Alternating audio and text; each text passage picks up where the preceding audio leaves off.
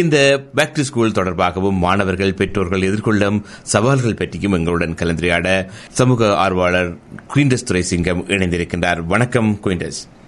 வணக்கம் தர்மா, அனைவருக்கும் வணக்கம்.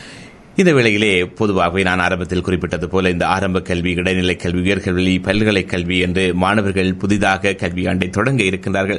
அதிலும் இந்த இளம் சிறுவர்கள், பச்சிலம் பாலகர்கள் இவ்வளவு நாளும் பெற்றோர்களின் பாதுகாப்பிலும் நேரடி கண்காணிப்பிலும் இருந்தவர்கள் இப்பொழுது ஒரு புதிய மாறுபட்ட சூழலுக்கு, அதாவது பாடசாலை என்ற ஒரு சூழலுக்கு அவர்கள் போக இருக்கின்றார்கள்.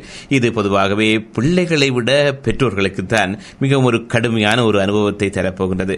குறிப்பாக பொதுவாகவே இந்த வேளை ஒரு கருத்து இருக்கின்றது. என்னவென்று சொன்னால், பொதுவாகவே எங்களுடைய கனடாவிலே பிள்ளைகள் பிறந்தவுடன் ஒரு வயது 2 வயதை கடந்தவுடன் அந்த பிள்ளைகளை கொண்டு போய் டே கேரோ அல்லது மொண்டிசரி போன்ற வீட்டு சூழல் தவிர்ந்த வேறு ஒரு சூழலில் விடுவதனால் அந்த பிள்ளைகள் பாடசாலைக்கு, அதாவது இந்த இன்றைய நாள் தொடக்க நாளில் ஆரம்ப கல்வி போகின்ற பொழுது மற்ற பிள்ளைகள், அதாவது வீட்டிலேயே இவ்வளவு நாளும் இருந்துவிட்டு புதிதாக பாடசாலை என்ற ஒரு சூழலுக்கு வருகின்ற பிள்ளைகளை விட அவர்கள் அந்த சூழலை ஏற்றுக்கொள்வதிலும் அதற்கு தங்களை தயாரான நிலையில் இருப்பதாகவும் காணப்படுகின்ற ஒரு கருத்து நிலவுகின்றது.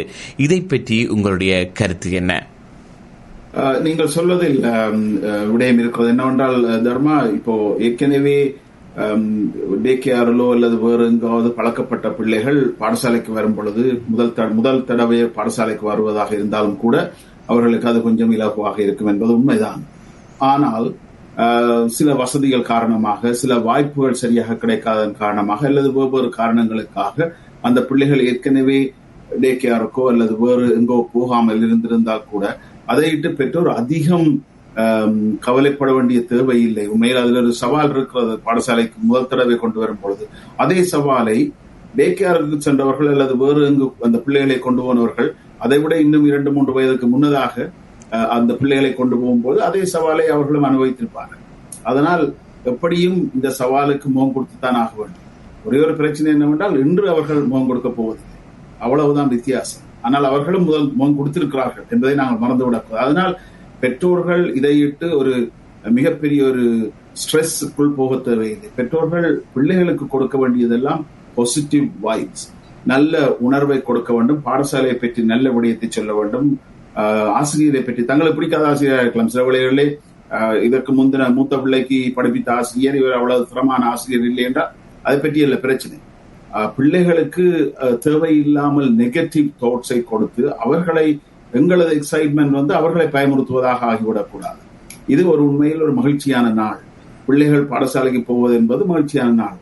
ஒரு ஆங்ஸைட்டி இருக்கத்தான் போகிறது, ஸ்ட்ரெஸ் இருக்கத்தான் போகிறது. ஆனால் ஏற்கனவே பாடசாலைக்கு போனவர்களா, ஏற்கனவே அனுபவம் உள்ளவர்களா, அனுபவம் இல்லாமல் முதல் தடவை பிள்ளைகள் போகிறார்களா என்பதில் பாரிய வித்தியாசம் இருக்கிறது. முதல் தடவை நீங்கள் கேட்ட கேள்விக்கு வந்தால், முதல் தடவை போபவர்களுக்கு நிச்சயமாக அங்கே சவால் இருக்க போகிறது. பிள்ளைகள் மறக்கத்தான் போகிறார்கள், அடித்து உடைத்து ஓடி அழுது குளறி பிரச்சனை எடுக்கத்தான் போகிறார்கள். அப்படியான பெற்றோர்கள் கட்டாயமாக அங்கே இன்னும் ஒரு அரை மணி நேரம் நின்று பிள்ளைகள் அங்கே சுதாரித்துக் கொள்கிறார்களா என்பதை பார்ப்பது முக்கியமானது, முதல் தடவை போகின்ற பெற்றோர்கள். ஆனால் அதையிட்டு மிக பெரிதாக ஒரு ஸ்ட்ரெஸ் லெவலுக்குள்ளே போக தேவையில்லை. என்றால் இதுவும் கடந்து போகும். 2-3 நாட்களின் பின்னர் நீங்கள் கேட்டாலும் அவர்கள் வீட்டிலே நிற்க மாட்டார்கள், துள்ளிக்கொண்டு பள்ளிக்கூடத்துக்கு கொளிக்கிடுவார்கள். அதுதான் உண்மை. அதனால் இதை ஒரு தற்காலிக பிரச்சனையாக பெற்றோர்கள் அணுகி ஒரு மகிழ்ச்சியான சூழ்நிலையை உருவாக்குவது, அவர்களுக்கு மெக்டொனால்ட்ஸோ இந்த வேறு உணவுகளை வாங்கி கொடுத்து அவர்களை சந்தோஷப்படுத்தி பிள்ளைகளை உற்சாகமாக பாடசாலைக்கு கொண்டு செல்வதுதான் முக்கியமானது. நெகட்டிவ் தாட்ஸை உருவாக்காமல் இருப்பதும், நம்பிக்கையை கொடுப்பதும், நாங்கள் நிற்கிறோம், பெற்றோர் நிற்கிறோம், நாங்கள் போகவில்லை என்ற உணர்வை உருவாக்குவதுதான் முக்கியம். அடுத்ததாக இந்த உயர்நிலை கல்வி, அதாவது ஹைஸ்கூலுக்கு மாணவர்கள் செல்ல இருக்கின்றார்கள். ஹைஸ்கூல் கல்விதான் அவர்களுக்கு அந்த பல்கலைக்கழகத்துக்கான ஒரு அடித்தள கல்வியை வழங்கப் போகின்ற ஒரு காலமாக இருக்கப் போகின்றது. அவர்கள் 9ஆம் வகுப்பில் இருந்து 12ஆம் வகுப்பு வரை படிக்கின்ற பாடல்கள் அவர்கள் எந்த வருங்காலத்தில் எந்த துறையை தேர்ந்தெடுக்கப் போகின்றார்கள் என்ற ஒரு வாய்ப்பை வழங்குகின்ற காலமாகவும் இது இருக்கப் போகின்றது. இந்த நிலையில் அண்மை காலமாக நாங்கள் கடந்த வாரமும் நாங்கள் கலந்துரையாடியிருந்தோம். இந்த இளைஞர்களுக்கிடையே நடக்கின்ற வன்முறை சம்பவங்கள், மற்றது மனநிலை பாதிப்புகள் சம்பந்தமான விடயங்கள் இப்பொழுது இந்த உயர்தர கல்வி பாடசாலைகளில் அதிகமாக காணப்பட்டு வருகின்றது. என்னதான் பாடசாலைகளில் கவுன்சிலர்கள் இருந்தாலும் இந்த பிள்ளைகளுக்கிடையில் இந்த மனநல குறைபாடு மற்றது இந்த வன்முறை சம்பவங்கள் அதிகரித்த வண்ணம் தான் இருக்கின்றன. அதற்கு பொதுவாகவே சொல்ல போனால் இந்த பாடசாலை சட்டத்திட்டங்கள் ஆசிரியர்கள் மாணவர்களுக்கு இடையில் இருக்கின்ற அந்த உறவு, அதாவது உறவு என்று நான் சொல்லுகின்ற பொழுது மாணவர்களை ஆசிரியர்கள் கண்டிக்க அவர்களுக்கு இருக்கிற அந்த எல்லை வரம்பு அது கூட ஒரு காரணமாக இருக்கலாம். இப்படி பார்க்கின்ற பொழுது இந்த வன்முறை சம்பவங்களுக்கு அடித்தளமாக வன்முறை சம்பவங்கள் உருவாகின்ற இடங்களாக இந்த பாடசாலைகள் இருப்பது ஒரு கவலைக்குரிய ஒரு விடயமாகத்தான் பார்க்கப்படுகின்றது. இந்த நேரத்தில் இந்த கனடிய அரசாங்கம் அல்லது கல்வி சபைகள் மூலம் இந்தவற்றை எப்படி கட்டுப்படுத்தலாம் அல்லது எவ்வாறான வழிவகைகளை கையாண்டு இந்த உயர்நிலை கல்விகின்ற மாணவர்கள் ஒரு மனநிலை பாதிக்கப்படாமலோ அல்லது வன்முறை சம்பவங்களில் ஈடுபடுவதை தவிர்ப்பதற்கு என்ன நடவடிக்கைகளை எடுக்கலாம் அல்லது சட்டத்திட்டங்களில் கனடிய பாடசாலை சட்டத்திட்டங்களில் ஏதாவது திருத்தங்கள் கொண்டு வரலாம் என்று நீங்கள் எதிர்பார்க்கின்றீர்களா? அதாவது இதை இரண்டு விதமாக பார்க்க வேண்டும். என்னவென்றால், ஒன்று கல்விச்சபை, ஆசிரியர்கள் குழாம், மற்றது அரசாங்கம், இவைகள் தொடர்ச்சியாக இதை பற்றிய ஆய்வுகளை மேற்கொண்டு என்னவித நடவடிக்கைகள் எடுக்க முடியுமோ அவற்றை படிப்படியாக எடுத்து வருகிறார்கள். இருந்தாலும் இந்த வன்முறைகள் தவிர்க்க முடியாதவையாக தொடர்கின்றன, அது உண்மைதான். ஆனால் அரசும் கல்வி சபையும் நடவடிக்கை எடுக்கவில்லை என்று நாங்கள் குற்றம் சுமத்த முடியாது. அவர்கள் போதிய நடவடிக்கைகளை எடுக்க முயற்சிகளை மேற்கொள்கிறார்கள். இதிலே பெற்றோருக்கு அதிகரித்த ஒரு பங்கு இருக்கிறது என்பதை, ரெஸ்பான்சிபிலிட்டிஸ் இருக்கிறது என்பதை, பொறுப்பு இருக்கிறது என்பதை பெற்றோர்கள் மறந்துவிடக்கூடாது. பாடசாலைக்கு போகிறார்கள், அதற்கு பின்னர் அவர்கள் பாடசாலையின் பொறுப்பு நாங்கள் ஒன்றுமே செய்ய முடியாது என்று பெற்றோர்கள் இருப்பது தவறு. பெற்றோர்களும் பிள்ளைகளுடன் போதிய நேரத்தை செலவிடுவது, ஏதாவது சந்தேகங்கள் இருந்தால் அதை மேலதிகமாக பிள்ளைகளுடன் பேசி கதைத்து போதிய தகவல்களை சேகரித்துக் கொண்டு அதிலே இன்னும் அதிகரித்த ஒரு சந்தேகம் இருக்கும் பட்சத்தில் ஆசிரியர்களுடன் உரையாடுவது, ஆசிரியர்களை அலர்ட் பண்ணுவது, எச்சரிப்பது, இவையெல்லாம் முக்கியமானது. பிள்ளைகளை பற்றி தெரிந்திருந்தும் அல்லது பிள்ளைகள் தவறாக நடக்கிறார்கள் என்று தெரிந்திருந்தும் கணவனுக்கு தெரிந்தால் பெரிய பிரச்சனையாகிவிடும் அல்லது மனைவிக்கு தெரிந்தால் பெரிய பிரச்சனையாகிவிடும் என்று கணவன் அதை ஒழிப்பது அல்லது ஏனையவர்களுக்காக நடிப்பது. அதாவது ஏனையவர்களுக்காக நான் சொல்லும் பொழுது மற்றவர்களுக்கு தெரிந்தால் எங்களது குடும்பத்தை பற்றி பிள்ளையாக கதைப்பார்கள் என்பதற்காக தகவல்களை ஒழிப்பது, இவை நாளடைவில் கடைசியாக எங்கள் குடும்பத்துக்கே பெரிய பிரச்சனையை கொண்டு வந்துவிடும். அதனால் பெற்றோரின் பங்களிப்பு என்பதும் பெற்றோரின் பொறுப்பு என்பதும் இதிலே 70-80% இருக்கிறது என்று சொல்லலாம். ஏனென்றால் அவர்களது பிள்ளைகள் பள்ளிக்கூடத்திலிருந்து வந்ததும் பெற்றோர்களும் அதை கவனிப்பது முக்கியமானது. ஏனென்றால் பெற்றோர் சொல்ல முடியாது, பள்ளிக்கூடத்தில் தானே அவர்கள் கூடிய நேரத்தை செல்வதற்காக நாங்கள் என்ன செய்வது என்று அவர்கள் தட்டி கழிக்க முடியாது. End of the day it is parents responsibility. Parents தான் முக்கியமானவர்கள். பெற்றோர்களுக்கு தகவல் கொடுப்பது முக்கியமானது, காலமறிந்து நடவடிக்கைகளை எடுப்பது முக்கியமானது. அதனால் precaution is always better than cure என்று சொல்வார்கள். அதனால் முன்னெச்சரிக்கையுடன் நடவடிக்கைகளை மேற்கொள்வது முக்கியமானது. பாடசாலையின் நகர்வுகளை ஆராய்வது, ஆசிரியர்களின் நகர்வுகளை ஆராய்வது, பாடசாலையில் மாணவர்கள் அல்லது தங்களது பிள்ளைகள் எப்படி நடந்து கொள்கிறார்கள், என்ன விதமான பிரச்சனைகளோடு வீட்டுக்கு வருகிறார்கள், அவர்களது முகத்திலே இருந்து அறியலாம், அவர்களது பொருட்கள் பாவிக்கின்ற பொருட்கள் இருந்து அறியலாம், நண்பர்களில் இருந்து அறியலாம், யாருடன் எல்லாம் சேர்கிறார்கள், அவர்களது நேர செலவீடு எப்படி இருக்கிறது என்று பல விதத்திலும் இவர்களுக்கும் ஒரு ஹோம்ஒர்க் செய்கின்ற பொறுப்பு பெற்றோருக்கு இருக்கிறது என்பதை பெற்றோர் ஒரு தடவை கூட மறக்கக்கூடாது என்பதுதான் முக்கியமானது. பொதுவாகவே நீங்கள் குறிப்பிட்டீர்கள் இந்த பெற்றோர்களின் பங்கு என்று சொல்லி. பொதுவாகவே இந்த உயர்நிலை கல்வி மாணவர்களுக்கு இந்த எக்ஸ்ட்ரா கரிக்குலர் ஆக்டிவிட்டிஸ் என்று இருக்கின்றது. பொதுவாகவே பெற்றோர்களை கேட்டால் சொல்வார்கள், என்னுடைய பிள்ளையை எக்ஸ்ட்ரா கரிக்குலர் ஆக்டிவிட்டியில் நான் விட்டு இருக்கிறேன் என்று சொன்னால் அவர்களுக்கு மற்ற சிந்தனைகள் வராது என்று. அது ஒரு விதத்தில் ஒரு பாசிட்டிவான ஒரு விடயமாக எடுத்தாலும் சில குடும்பங்களை பார்க்கின்ற பொழுது அந்த மற்ற குடும்பங்களுடன் ஒப்பிட்டு செய்து அவருடைய மகன் அது செய்கின்றான், என்னுடைய மகனும் இது செய்ய வேண்டும் என்று சில வேளைகளில் எங்களுடைய பிள்ளைகளுக்கு விருப்பமில்லாத ஒரு விஷயத்தை நாங்கள் திணிக்கின்ற ஒரு கட்டத்திலும் நாங்கள் இங்கு வாழ்ந்து கொண்டுதான் இருக்கின்றோம். இது அவர்கள் அந்த திணிப்பது மட்டுமல்ல, இதற்கான பொருளாதார செலவுகளும் அதாவது ஒரு சொக்க பிராக்டிஸுக்கோ அல்லது கிரிக்கெட் பிராக்டிஸுக்கோ அல்லது ஏதோ விட வேண்டும் என்று சொன்னால் இங்கு இலவசமாக ஒன்றுமே இல்லை. ஆகவே அதற்காகவே பெற்றோர்கள் 2 வேலைக்கு 3 வேலைக்கு சென்று பிள்ளைகளுக்காக அந்த எக்ஸ்ட்ரா கரிக்குலர் ஆக்டிவிட்டிஸ் என்று சொல்லி தேவையில்லாத ஒரு மன அழுத்தம், ஒரு பாட சுமை ஒரு பக்கம், இந்த எக்ஸ்ட்ரா கரிக்குலர் ஆக்டிவிட்டிஸ் அப்பா என்னை கொண்டு போயிட்டு விட்டாரே அல்லது அப்பா அம்மா என்னை கொண்டே சேர்த்து விட்டாவே நான் செய்ய வேண்டும் என்ற ஒரு மன அழுத்தம் இருக்கின்றது. இதற்காகவே பல குடும்பங்களில் பொருளாதார நிலைமையும் நிலைமையில் பின்தக்கம் ஒரு பின்னேற்றம் ஏற்பட்டிருக்கிறது. அதைவிட குடும்பங்களில் கணவன் மனைவிகளுக்கு இடையிலான பிரச்சனைகளும் வர சந்தர்ப்பம் இருக்கின்றது. இது பற்றிய உங்களுடைய பொதுவான கருத்து என்ன? தர்மா, நீங்கள் சொல்வது 100% உண்மை. குறிப்பாக எங்கள் சமூகத்தில் இது ஒரு மிகப்பெரிய பிரச்சனையா இருக்கு, ஆசிய சமூகத்தில். ஆனால் குறிப்பாக எங்களது ஈழத்தமிழர்களின் சமூகம், நாங்கள் அதை பற்றித்தான் பேசிக் கொண்டிருக்கிறோம், அவர்களை பற்றி எங்களை பற்றித்தான் பேசிக் கொண்டிருக்கின்றோம். எங்களது சமூகத்தில் இது மிகப்பெரிய பிரச்சனையாக இருக்கிறது. ஏனென்றால் பிள்ளைகள் தவறாக போய்விடுவார்கள் என்பதற்காக அவர்கள் மீது சுமைகளை அதிகரிப்பதும் அவர்கள் மேலும் தவறுகளை இழைப்பதற்கு காரணமாகிவிடலாம்.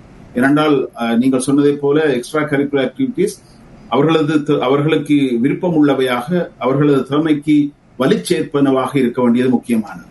அப்போ இந்த வலிச்சேர்க்கும் நடவடிக்கைகளை தான் நாங்கள் எப்போதும் பிள்ளைகளுக்கு எடுக்க வேண்டும். எங்களது பிள்ளை எதில் ஆர்வமாக இருக்கிறாரோ, அது ஸ்கேட்டிங்காக இருக்கலாம், பாக்ஸிங்காக இருக்கலாம், அல்லது கராட்டியாக இருக்கலாம், அல்லது பியானோவாக இருக்கலாம், பரதநாட்டியமாக இருக்கலாம். எது என்பதல்ல பிரச்சனை. ஆனால் அது அந்த பிள்ளைக்கு பிடித்திருக்கிறதா, ஓரளவிற்காவது ஆர்வம் இருக்கிறதா என்பதை பார்க்காமல் 5, 6, 7 அல்லது 10 ஒவ்வொரு நாளும் ஒவ்வொன்று கொண்டு இறக்குவதும் ஏற்றுவதும் அதனால் பெற்றோர்களும் ஒரு அளவுக்கு அதிகமான ஆங்ஸைட்டிக்குள்ளும் ஸ்ட்ரெஸ் லெவலுக்குள்ளும் போய் டிப்ரெஷனுக்குள் போகிறார்கள். பிள்ளைகளுக்கும் இவர்கள் அறியாமல் சிறு வயதிலேயே இந்த ஸ்ட்ரெஸ் லெவலை அதிகரித்து விடுகிறார்கள்.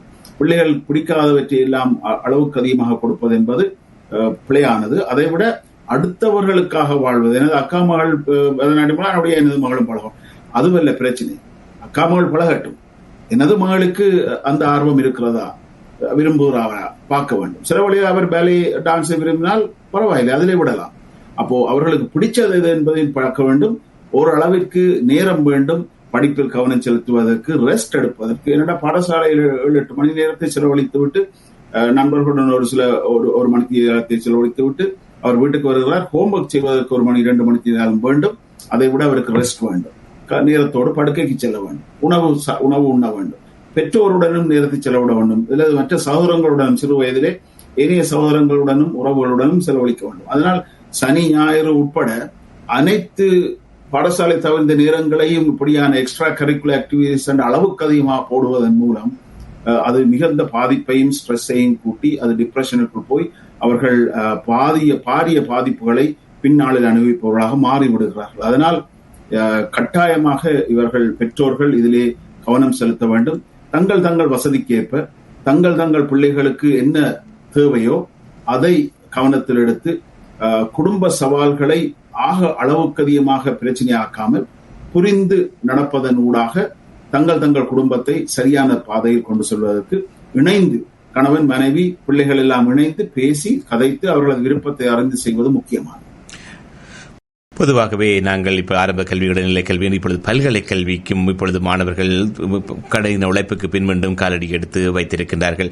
இந்த பல்கலைக்கழக என்னும் கல்வி நாங்கள் படிக்கின்ற காலத்தில் ஒரு பல்கலைக்கழக பட்டம் எடுத்துவிட்டால் வேலை வாய்ப்பு என்பது ஒரு 100% என்று சொன்னால் ஒரு 80% பட்ட படிப்பு முடிந்தால் பல்கலைக்கழக படிப்பை முடித்துவிட்டால் கிடைக்கும் என்ற ஒரு நம்பிக்கை இருந்தது. ஆனாலும் இப்பொழுது காலம் மாறிவிட்டது. எல்லோரும் இந்த A1 தொழில்நுட்பம் எல்லாவற்றையும் இந்த AI மூலமே செய்யக்கூடியதாக இருக்கின்றபடியால் இந்த படித்து பட்டம் படித்த மாணவர்கள் என்ன தொழில் வாய்ப்பை பெறப் போகின்றார்கள், எந்த துறையில் வேலை இருக்கப் போகின்றது என்ற ஒரு தவிப்பு மாணவர்களுக்கு மட்டுமல்ல, அவர்களை இவ்வளவு நாளும் கஷ்டப்பட்டு படிக்க வைத்த பெற்றோர்களுக்கும் இருக்கின்றது. ஆகவே இந்த சூழ்நிலைகளை வைத்து பார்க்கின்ற பொழுது இந்த மாணவர்கள், பல்கலைக்கழகத்துக்கு புதிதாக செல்லுகின்ற மாணவர்கள் எப்படியான துறைகளில் அவர்கள் கவனம் செலுத்த வேண்டும், அல்லது இந்த பட்டப்படிப்பை முடித்த பின் அவர்கள் வேலைவாய்ப்பை பெறுவதற்காக பல்கலைக்கழகங்களில் இருக்கின்ற பொழுதே என்ன மாதிரியான நடவடிக்கைகள் ஏற்படலாம். சில பட்டப்படிப்புகள் அந்த கோஆப் புரோகிராமில் வருகின்ற பட்டப்படிப்புகளாக இருக்கின்றது. பொதுவாகவே அந்த கோஆப்பை செய்துவிட்டால் மேலே எடுப்பது இலக்குவாக இருக்கும். இப்படியாக அந்த பல்கலைக்கழகத்தில் செல்கின்ற மாணவர்கள் அந்த பல்கலைக்கழகத்தில் பல வசதிகளை புரிந்து கொண்டு அந்த தங்களுடைய எதிர்காலத்துக்கேற்ப ஒரு வேலைவாய்ப்பை தேடுகின்ற ஒரு பட்டப்படிப்பை தொடங்க வேண்டும், அல்லது அதற்கான துறையை நோக்கி நகர வேண்டும் என்பதுதான் பெற்றோர்களதும் மாணவர்களின் விருப்பமாக இருக்கின்றது. ஆனால் அது ஒரு இக்கட்டான சூழ்நிலையாகவும் இந்த காலகட்டம் பொருளாதார வளர்ச்சி, விஞ்ஞான வளர்ச்சியுடன் சேர்ந்து இருக்கின்றது. இதை பற்றி உங்களுடைய கருத்து என்ன? இது ஒரு முக்கியமான கேள்வி தர்மா. அதை விட ஒரு முக்கியமான பிரச்சனை நமது சமூகத்தில் மிகப்பெரிய பிரச்சனையாகவும் வந்து விடுகிறது என்னவென்றால், பல பெற்றோர்கள் இன்னும் அந்த காலத்திலிருந்து கடந்து வரவில்லை.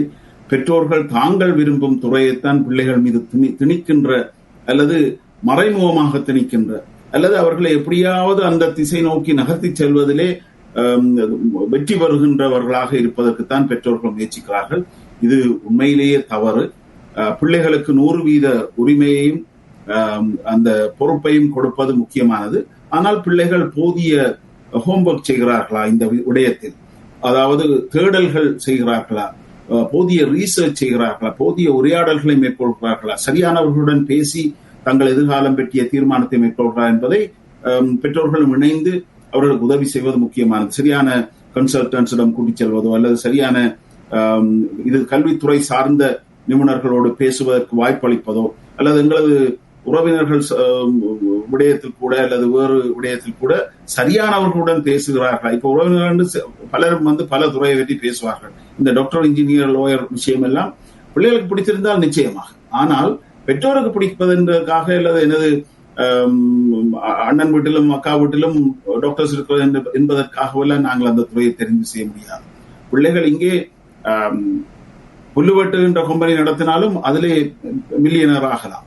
அதனால் எதுவென்று பிரச்சனை, அது அந்த துறை அந்த பிள்ளைக்கு சரியாக இருக்கிறதா என்பதை பார்க்க வேண்டும். அதை விட முக்கியமானது, இந்த தேடலிலே முக்கியமானது என்னவென்றால், பிள்ளைகள் படித்து வரை இன்னொரு 5, 6, 7, 8 வருடங்கள் எடுக்க போகுது. அப்போ இன்னும் 6, 7, 10 வருடத்தில் 15 வருடத்தில் எந்தெந்த துறைகள் தொடர்ந்தும் வளர்ச்சி பாதை நோக்கி பயணித்துக் கொண்டிருக்கும். இப்போது நாங்கள் நியூக்ளியரையும் தாண்டி ஏஐயும் தாண்டி இன்னும் கடந்து போய் கொண்டிருக்கிறோம். அப்போ நாங்கள் அந்த காலத்தை போல யோசிக்க முடியாது. இப்போது 2 டிகிரி இருந்தால் 3 டிகிரி இருந்தால் அல்லது எம்ஏ அங்கால MBA செய்தால்தான் அங்காலே தாண்டி போகலாம் என்ற அளவுக்கெல்லாம் வந்து விட்டது. அப்போ அந்த சவால்களுக்கெல்லாம் பிள்ளைகள் முகம் கொடுக்க வேண்டும். அதனால் பிள்ளைகள் ஹைஸ்கூல்ல 2வது செகண்ட் இயர்ல இருக்கும் பொழுதே நீ டாக்டர் தான் என்று பெற்றோர் முடிவெடுப்பதெல்லாம் தவறானது. பிள்ளைகளுக்கு அந்த சுதந்திரத்தையும் அந்த உரிமையும் கொடுத்து அவர்களை சரியான வழிகாட்டல், எப்படி என்றால் சரியானவர்களுடனான உரையாடல் மூலம், சரியான தேடல்கள் மூலம், சரியான ரீசர்ச் மூலம், சரியான ஹோம்வொர்க் செய்வதன் மூலம் எதிர்காலத்தில் நான் எப்படி இருக்க வேண்டும், எனது துறை எதை சார்ந்திருக்க வேண்டும், பேக்கப் பிளான், செகண்டரி பிளான்ஸ், 2வது 3வது எதுவாக இருக்கலாம், இந்த 1வது சரிவராவிட்டால் 2வது 3வது எதுவாக இருக்கலாம் என்பதை பிள்ளைகளோடு பேசி பெற்றோரும் சேர்ந்து உரையாடி பிள்ளைகளின் விருப்பத்துக்கு ஏற்ப அவர்களுக்கு அந்த துறைசார் ஆர்வத்தையும் துறைசார் அனுபவத்தை அந்த அறிவையும் ஊட்டுவதற்கு பெற்றோர்கள் முயற்சிக்கிறோம். நன்றி குயின்டஸ், இந்த வேளையில் இணைந்து கொண்டு உங்களுடைய கருத்துக்களை பகிர்ந்து கொண்டதற்கு. இன்றைய கல்வியாண்டில் புதிதாக காலடி எடுத்து வைக்கின்ற அனைத்து மாணவர்களுக்கும் வாழ்த்துக்களை தெரிவித்துக் கொண்டு அவர்களுடைய எதிர்கால கனவுகள் நிறைவேற வேண்டும் என்ற ஆசைகளையும் வழங்கிக் கொண்டு மீண்டும் ஒரு பொழுதில் உங்களுடன் சந்திக்கலாம். நன்றி குயின்டஸ். நன்றி தர்மா, வணக்கம்.